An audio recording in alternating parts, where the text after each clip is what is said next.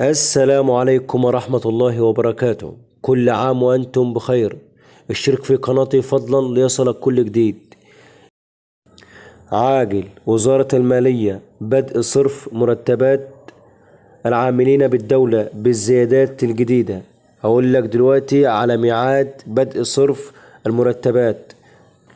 أكد الدكتور محمد معيط وزير المالية أنه انتهى من تنفيذ توجيهات الرئيس بسرعة صرف مرتبات وتحسين أجور العاملين بالدولة وأصحاب القدرات الخاصة التي وافق عليها مجلس النواب مؤخرا، وسيتم صرف مرتبات هؤلاء العاملين بالزيادات الجديدة.